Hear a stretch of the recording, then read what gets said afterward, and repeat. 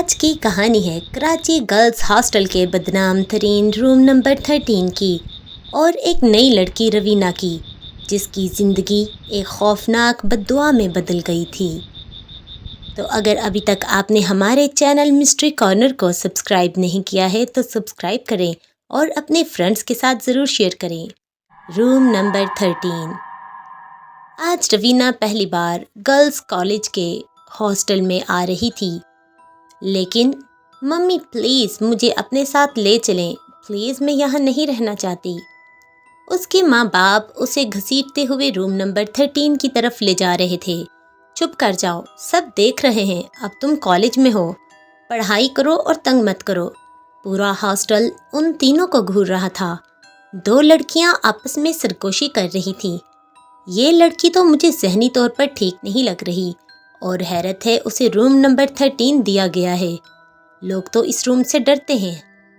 दूसरी लड़की कहती है और क्या, लेकिन ये लोग लेट आए थे, बाकी सब रूम्स भरे हुए हैं।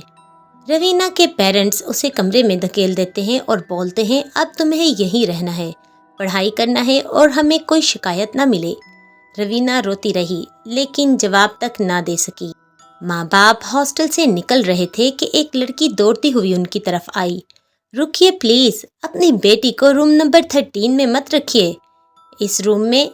अभी वो आगे कुछ बोलने ही वाली थी कि रवीना की अम्मी ने सख्त लहजे में कहा, बस करो, हम कोई वहम परस्त नहीं हैं, बाकी रूम तो खाली नहीं है और तुम होती कौन हो। लड़की ने फिर भी बोलने की कोशिश की, लेकिन उतनी देर में उसके वालिदैन वहाँ से जा चुके थे। गहरी रात हो चुकी थी। रवीना बिस्तर पर बैठे रो रही थी और खुद से बातें कर रही थी। मुझे यहाँ नहीं रहना, क्यों कोई मेरी बात नहीं सुनता। अचानक दरवाजे पर दस्तक हुई। कौन है? बाहर से आवाज़ आई। अरे दरवाज़ा खोलो सिसकने वाली रानी, पहली रात है, रैगिंग तो बनती है ना। रवीना ने खौफ से दरवाज़ा खोला मगर वहाँ कोई भी नहीं था। पीछे से हंसी की आवाज़ आई, चलो अब नाच कर दिखाओ। रवीना घबरा गई और कमरे की तरफ भागी। उसने दरवाज़ा अंदर से बंद कर लिया और रोने लगी। आधी रात तक लड़कियां उसका दरवाज़ा बजाती रहीं और फिर चले गई। आधी रात गुजरी थी, खामोशी गहरी हो चुकी थी। रवीना की आंख खुली और उसने फिर से रोना शुरू कर दिया। तभी किसी और के रोने की आवाज़ उसके कमरे में गूंजी। रवीना ने घबरा कर पूछा, कौन है? प्लीज़ मुझे तंग मत करो। और अचानक इतनी तेज़ हो गई आवाज़ जैसे उसके कान फट जाएंगे। अचानक आवाज़ बुलंद हुई।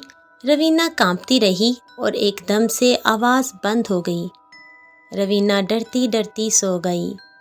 अगली सुबह कॉमन एरिया में सोनिया ने उसे रोका। अरे रवीना, मैं भी तुम्हारी क्लास में हूँ। फिर आहिस्ता आवाज़ में बोली, एक बात सुनो, रूम नंबर 13 ठीक नहीं है। रवीना ने परेशान होकर बात टाल दी, लेकिन उसे अंदाज़ा नहीं था कि रात को क्या होने वाला है। रवीना जब रात को सो रही थी तब अचानक आवाज़ आई, ये कमरा मेरा है, निकल जाओ यहाँ से। रवीना ने घबराकर पूछा, कौन है? तभी बिस्तर के नीचे से एक सया परछाई निकली और दीवार पर चलने लगी, बहुत तेज़, एक कोने से दूसरे कोने तक, गैर इंसानी अंदाज में। रवीना दरवाजे की तरफ भागी मगर दरवाज़ा खुद ब खुद लॉक हो चुका था। रवीना चिल्लाई, कोई है, प्लीज़ खोलो। वो चीखते चीखते बेहोश हो गई। जब सुबह उसे होश आया तो ज़मीन पर वो पड़ी हुई थी। वो फ़ौरन भागकर बाहर निकली और अपने वालिद को कॉल की, पापा प्लीज़ मुझे यहाँ से ले जाएं, यहाँ कुछ है। मगर उसके पापा ने गुस्से में फ़ोन काट दिया। ड्रामे मत करो। तभी पीछे से सोनिया की अजीब सी आवाज़ आई, ये कमरा छोड़ दो। रवीना ने चौंक कर देखा। सोनिया ने अपना सर झुका लिया, बाल पूरे चेहरे पर गिर गए। उसी लम्हे रवीना के मोबाइल पर कॉल आई। सोनिया कॉलिंग। रवीना के हाथ कांपने लगे। आराम से उसने सामने बैठी लड़की के कंधे पर हाथ रखा और उसने आहिस्ता से सर उठाया। वो सोनिया नहीं थी, उसका चेहरा जला हुआ था, उसकी आंखें सुर्ख थी।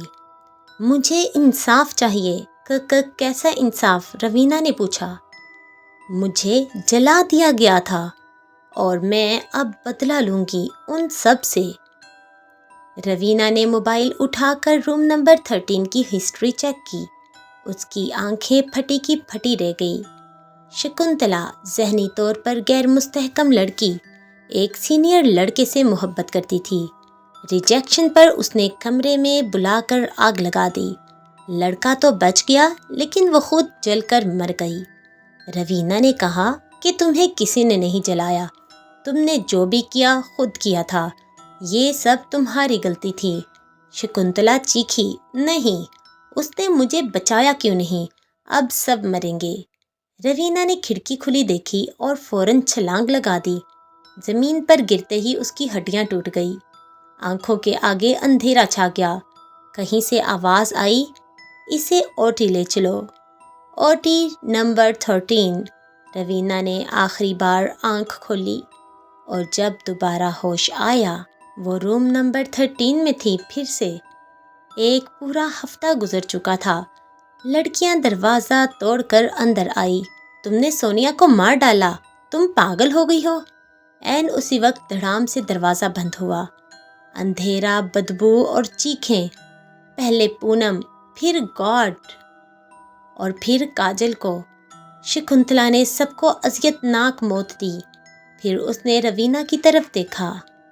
اب تم میری ہو لیکن تم مرو گی نہیں، تمہیں میری کہانی آگے بڑھانی ہے۔ کہتے ہیں آج بھی روم نمبر 13 میں روینہ اپنے بال نوچتے ہوئے ہنستی ہے اور نئی لڑکیوں کے آنے کا انتظار کرتی ہے۔